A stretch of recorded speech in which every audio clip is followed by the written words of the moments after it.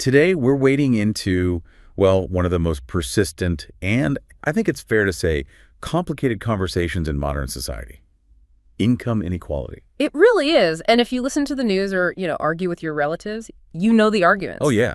Some people feel the system is totally unfair. Others think the disparities are maybe exaggerated. Exactly. But feelings aren't metrics, and that's really why this deep dive is so critical. We went through your notes on how economists actually size this up. And we have a mission. We do.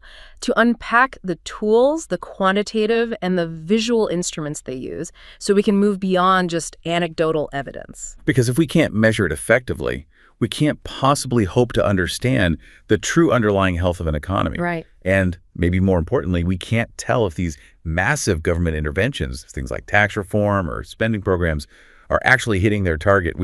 We need the data. We're looking for the difference between a philosophical debate about fairness and a cold, hard measurement that says, look, this distribution changed by 3 points since that policy was enacted. It grounds the conversation. It grounds conversation in actual methodology. Yes. Okay, let's unpack this then. Let's start with the foundational visual tool, the one that makes this whole concept of inequality, well, instantly readable, the Lorenz Curve. Mm-hmm.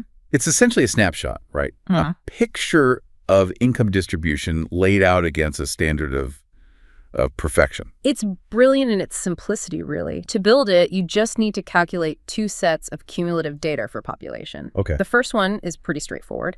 The cumulative percentage of families or households. You basically line everyone up from the poorest to the richest. And the second set of data, that's the crucial variable, isn't it? It's the cumulative percentage of the total income that those families actually receive. Yes, and that cumulative percentage part is key. Let's just use a tangible example so it's clear. Good idea. When we plot this, we're not just looking at, say, what the poorest 10% earned. We are saying the lowest earning 20% of the population collectively earned 5% of the total income pie. Right, so you're stacking it. You're stacking it. Then you add the next group and say, okay, the lowest 40% of the population accumulated 15% of the total income. You just keep building it up. And before we can plot those real messy data points, we have to establish the baseline, that theoretical standard of perfection. The ideal. The ideal. And that's done by drawing a diagonal line straight from the origin at the bottom corner up to the top corner, a perfect 45-degree angle. And that diagonal has a name. It's the line of absolute equality. It represents this, theoretical utopia. So in this perfect world, the cumulative percentage of families gets exactly the cumulative percentage of income. 20% of families get 20% of the income. 50% of families get 50% of the income. Every single point is precisely on that line. Which of course never happens. It's a unicorn. Never. In any real-world economy, when you plot the actual data, those points are always going to fall below that line of absolute equality. They have to. They must. I mean, in any real market economy, the bottom 20% of the population will always get less than 20% of the income. It's just, they get less than their proportional share. And that difference, that gap, is what we're actually graphing. That's right. The Lorenz curve itself is just formed by connecting those plotted points, showing the true distribution. So what we're really doing is measuring how much the real world deviates from that perfect 45-degree line. And here's where it gets really interesting visually.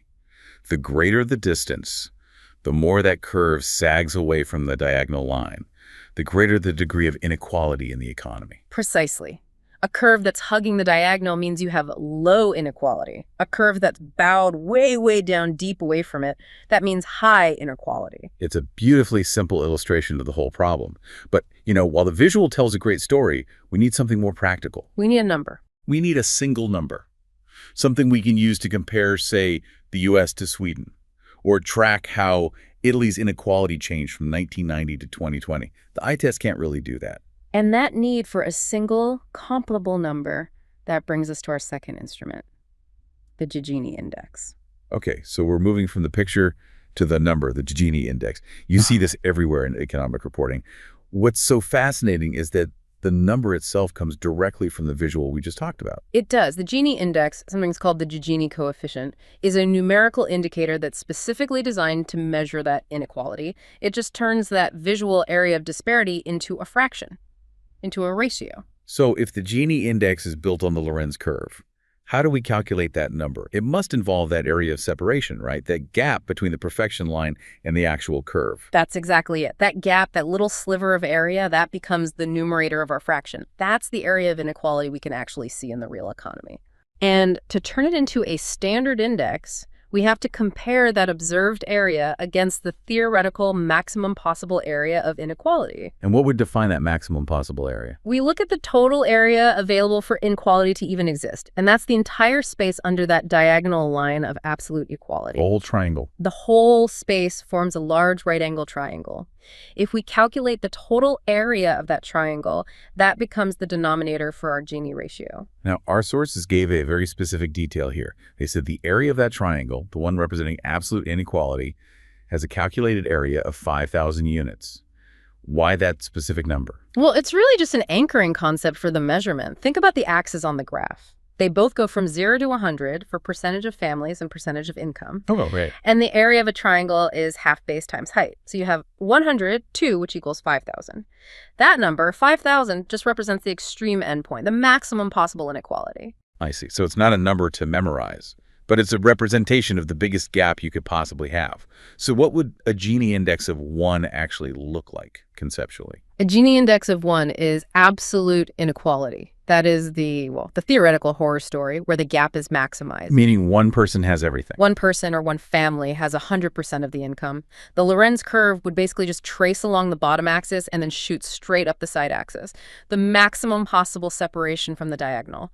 So that's the 5,000 unit triangle we compare against. And that comparison gives us this clean single number. What's the scale of that number? The Gini index just ranges between 0 and 1. 0 represents absolute equality. That's where the Lorenz curve is sitting directly on the 45-degree line. No gap at all. No gap. And 1, like we just said, is absolute inequality, the point where the gap is maximized at that full 5,000 unit area. So what does this all mean for someone watching the news? If you hear a country has a Gini index of 0.25 versus a country with 0.45. It means the closer that measure is to 0, the more equitable the income distribution is. Okay, that's a powerful summary.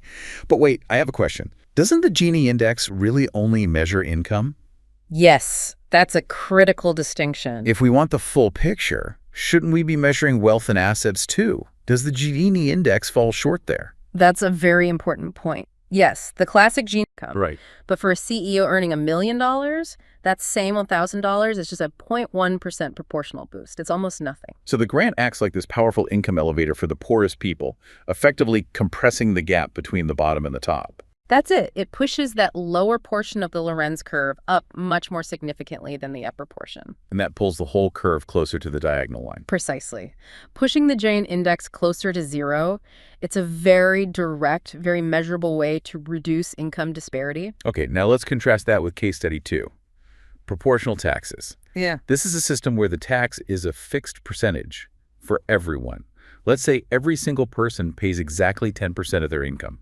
The source material is very, very clear on this. Taxes that are fixed at a constant percentage, proportional taxes, will not affect income inequality. That feels wrong. I mean, that's so counterintuitive. If everyone pays 10%, doesn't everyone feel poorer? They do, in absolute terms, yes. But remember, the Gini index measures relative inequality, the distribution ratio. Oh, the ratio. If the top earner had 10 times the income of the middle earner before the tax, they still have 10 times the income after the 10% tax. The relative gap hasn't changed. It hasn't changed at all. The total income pie shrinks, sure, but everyone's slice relative to each other remains identical. So the proportional tax shifts the curve inwards, but it doesn't change the curve's shape relative to the diagonal.